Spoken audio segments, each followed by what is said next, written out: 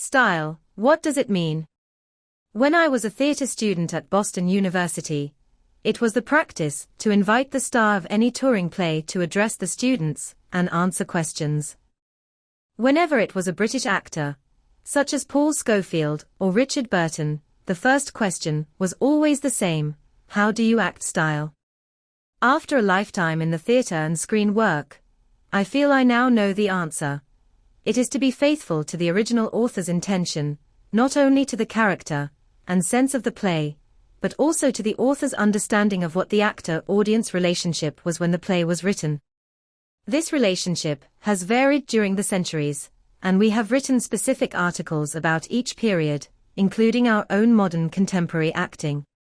The difference in acting a style from a play written way back in time is the overall fact that if the original audience expectation was for it to participate, then to repeat that relationship is to address a fundamental truth. We see this today at the circus, when the modern audience members are happy to shout at the clowns in a way they would not at a comedy. So for a period-style production, a lot more talking to the audience can be required. If the original actors at a restoration play knew that the audience was waiting for specific comments from them about particular members of that audience, then dealing with that and speaking out front, making those connections, is to be truthful to that play and to that style, and therefore is truthful within that context. So, rude comments about people from the country would be addressed to those in the audience who were not dressed fashionably, and so on.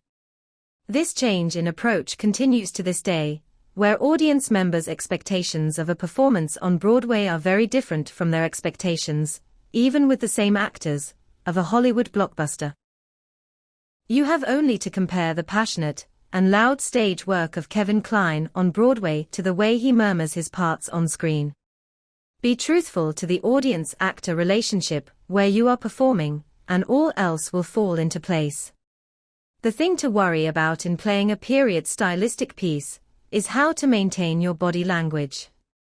Normally this is easy to read, with changes in your thoughts and attitudes being clear and obvious to the audience by the way your body moves.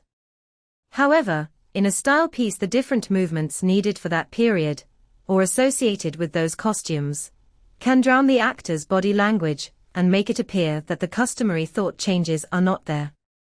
Be particularly aware of this problem, and work hard from the start of rehearsals to solve it, to allow your body to sing with your thoughts even when it is encased in a doublet and hose.